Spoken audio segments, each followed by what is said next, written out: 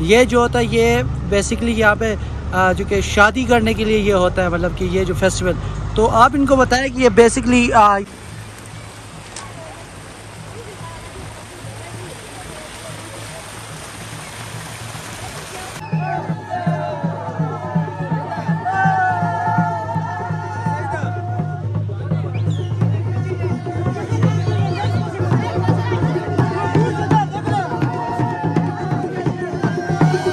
کو پتہ ہی ہے کہ کلاشا فیسٹیول اسٹارٹ ہو گیا، اور آپ کا بھائی آپ کو یہاں کا جو بھی ریئلٹی ہے وہ ریویو کرے گا آپ کے ساتھ۔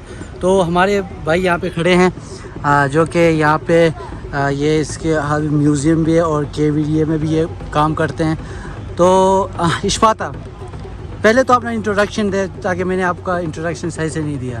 جی، اکرم حسین میرا نام ہے، اسسٹنٹ ڈائریکٹر کلچر ہوں کیلاش ویلیز ڈیولپمنٹ اتھارٹی، اور اس سے پہلے میں میوزیم میں انچارج تھا اور وہاں کا بھی چارج میرے پاس ہے۔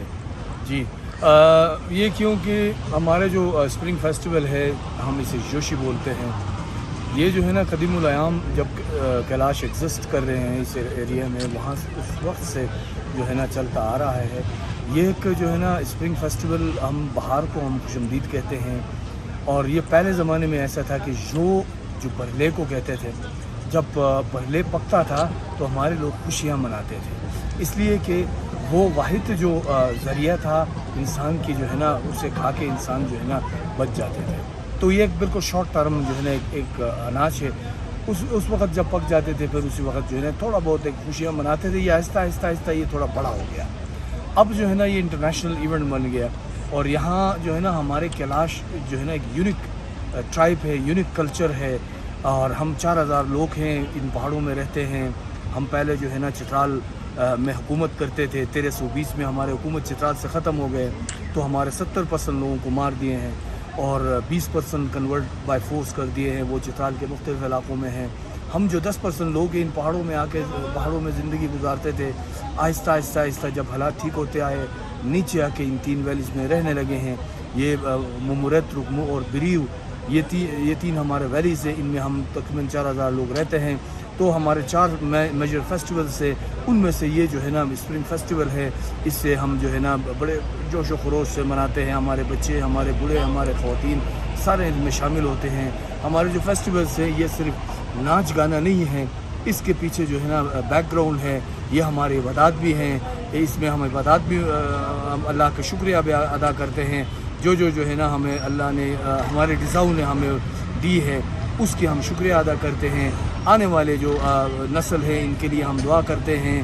ہمارے مختلف سیریمونیز ہوتی ہیں، ان میں دعائیں بھی ہیں، ان میں ناچ گانے بھی ہیں، ان میں خوشی بھی ہیں، تو یہ سارے ملا کے ہم اس فیسٹیول کو مناتے ہیں۔ جی، تو آپ مجھے پہلے یہ بتائیں کہ دیکھیں، یہ آپ نے پورا بتا دیا کہ یہ فیسٹیول کس طرح ہوتے اور کیوں ہوتے ہیں۔ تو دیکھیں، آپ آج لوگ اکثر یہی سن کے آتے ہیں کہ دوسرے جو کہ لوگوں کی باتیں سن کے یوٹیوب میں کہ یار یہ جو ہوتا ہے یہ بیسکلی یہاں پہ جو کہ شادی کرنے کے لیے یہ ہوتا ہے، مطلب کہ یہ جو فیسٹیول، تو آپ ان کو بتائیں کہ یہ بیسکلی یہ صحیح ہے کہ نہیں؟ دیکھیے جی، شادیاں اور چیزیں ہوتی ہیں، یہ کمٹمنٹ ہوتی ہیں کپلز کی۔ ہمارے یہاں پہ جو ہے نا ہمارے خواتین کو فری ہینڈ دی گئی ہیں، وہ اپنے جو لائف پارٹنر ہے وہ فریلی چوز کر سکتی ہیں۔